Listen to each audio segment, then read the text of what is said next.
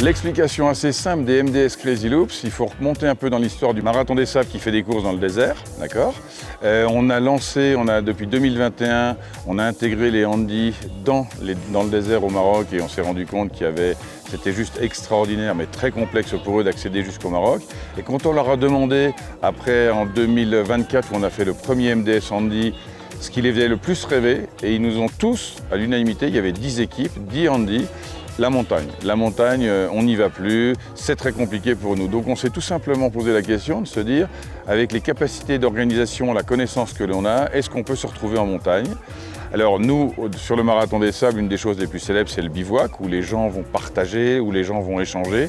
Donc on a demandé à différentes stations, dont une des plus sublimes, Val d'Isère, si on pouvait installer un bivouac en altitude, avec des tentes spécialement préparées pour les handis, et on a commencé à ouvrir le concept des MDS Crazy Loops dans différentes stations. Donc on est présent, cette saison on était présent sur 5 stations, et le concept est assez simple, c'est des équipages, donc c'est des fauteuils.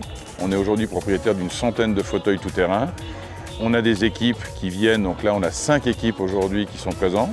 On a 249 coureurs qui sont là pour aider dans les passages difficiles, parce que la boucle est juste très technique.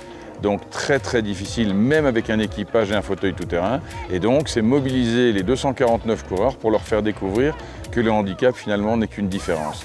Alors ça se passe assez simplement, on a lancé le départ à 10h30, on a eu de la pluie pour toute l'installation, mais par bonheur le soleil vient d'arriver. Donc là, les personnes vont tourner, alors ils ont plusieurs options, il y en a qui vont faire 3 heures, d'autres 6 heures, d'autres 9 heures, d'autres 12 heures, et enfin 24 heures. 80% des participantes et des participants font le 24 heures. Donc, ils ne vont pas courir 24 heures ou marcher 24 heures, ils vont s'arrêter, aller dormir s'ils veulent dans leur tente. Et puis, il y a des élites, il y a des gens qui sont très habitués à ce genre de format qui, eux, vont tourner pendant 24 heures sans s'arrêter. Pour certains, c'est une course, c'est-à-dire qu'ils veulent faire le plus de boucles possible. Et il y a un classement, il y a un chronométrage. Pour d'autres, c'est une expérience, c'est des échanges, c'est la découverte de l'ultra-trail.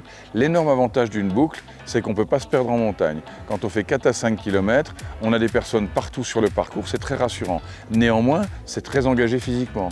Là, on est à 2500 mètres d'altitude. Quand tu as fait une boucle, tu te rends compte que c'est physiquement compliqué. Ce qui est important, c'est d'être ouvert et de montrer que la montagne, elle est super accueillante l'été, de la faire découvrir différemment et surtout d'être inclusif et de montrer qu'on peut être très différents les uns des autres et adorer le sport et la course. Aujourd'hui, les Crazy Loops, on peut avoir 70 ans et avoir envie d'y participer en tant que handi, on peut avoir 18 ans et vouloir le faire. Ou on peut, la chose incroyable, là, il y a Clément qui est venu sur le MDS Legendary en 2025, le faire en joëlette, il était incapable de marcher.